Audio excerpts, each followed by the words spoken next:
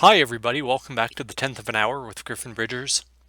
For today's episode, episode 97, we're going to look at the basics of Code Section 2038.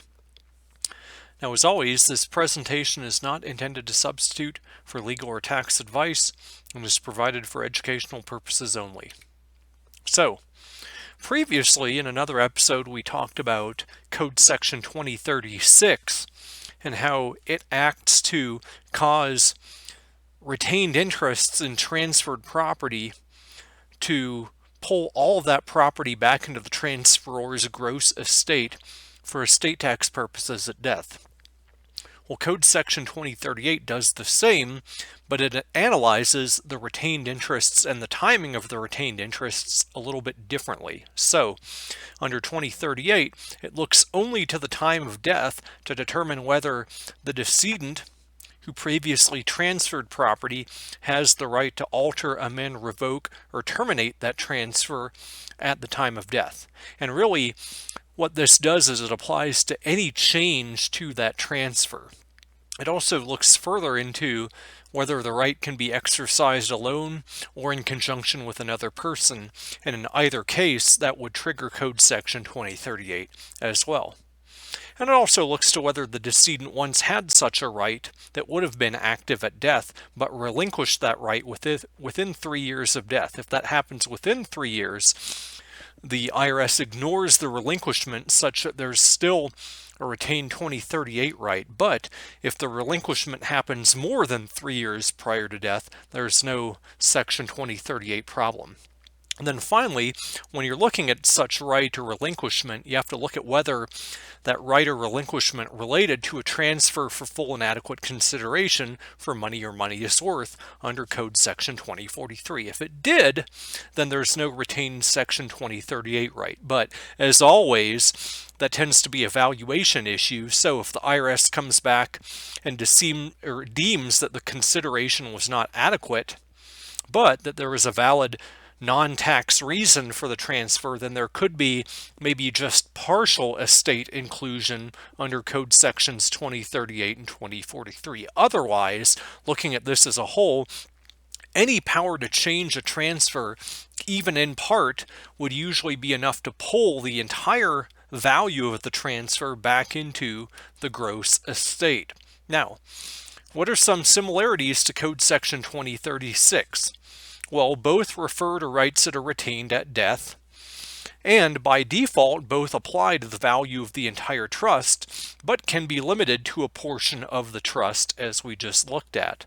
And both also, in the case of 2036, by its express language, and in the case of regulations under Code Section 2038, both apply to the power to affect the time or manner of enjoyment of the property or its income. And then finally, both apply even if the power can only be exercised with the consent of another person, whether or not that other person is an adverse party. But there is a carve-out under Code Section 2038, and under 2036 for that matter, that says that any sort of state law right, such as a right to modify a trust that might require the consent of all parties to the trust, wouldn't be a retained right, so long as the power adds nothing to the rights of the parties themselves.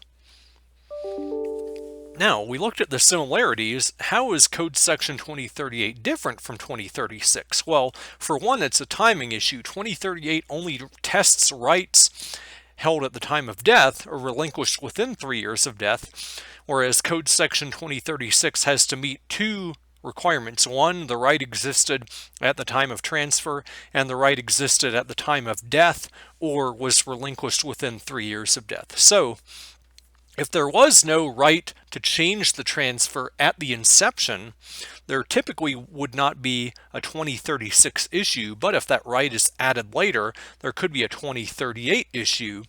And that's full of nuance to look at in a second, but for the time being, both allow for the valuation of partial interests, but in the case of Code Section 2038, it's only proportional to the power to change the transfer, whereas 2036 allows some discounting for present value retained annuity or unitrust interests. So those would always be tested under 2036 anyway, so typically that's of no consequence.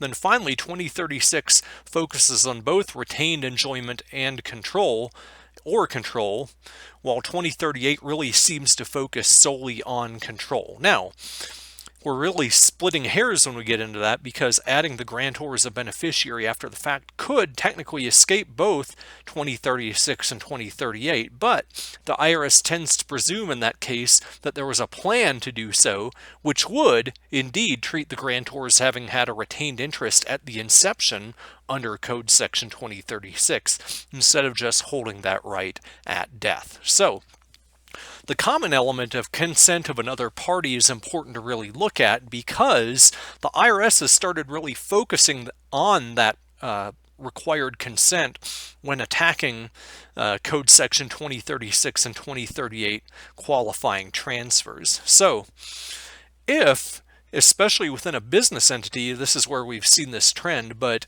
if the person could, in concert maybe with family members, act to dissolve the business entity or the trust, then the IRS presumes that the family members would act together to the greatest extent possible to bring about that result. So it's assumed that the family members would act in concert for purposes of Code Sections 2036 and 2038. Some examples where we've seen that would be the currently dead, the proposed 2704 regulations from 4 years ago, and who knows, under a Biden administration, those might come back into play. And we also had the previous big cases with family limited partnerships, Strange and Powell. Both of those focused on this required consent element as well, and presumed that the consent would be exercised to the greatest extent possible. Now, finally, bringing this home, it's important to note there's a hierarchy.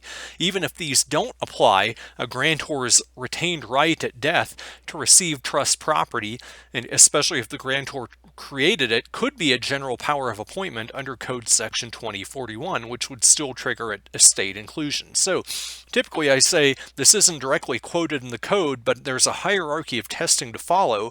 Really first look to 2036, then 2038, then 2041, and only if you check off all of those as no can you say that the grantor's previously gifted property would not be pulled back into the gross estate. Now, it's rare that there could be a 2038 issue in isolation without a 2036 issue, but it could apply if, for example, the grantor of a trust creates it and then some point down the road validly gains control of the trust or its assets without a valid sale or exchange. Now, that could be an issue with things such as modifications of a trust that might give a grantor a general power of appointment over the previously created trust. So if you give a grantor a general power of appointment, look to our hierarchy. It wouldn't be a 2041 issue, it would be a 2038 issue, and it's not necessarily clear whether a formula clause would apply for Code Section 2038 purposes the same way it might apply under Code Section 2041. As always, if you have questions or topic suggestions, you can email those to me at griffin.bridgers@gmail.com. Thank you for listening to this episode of the 10th of an Hour, and I look forward to seeing you in the next one.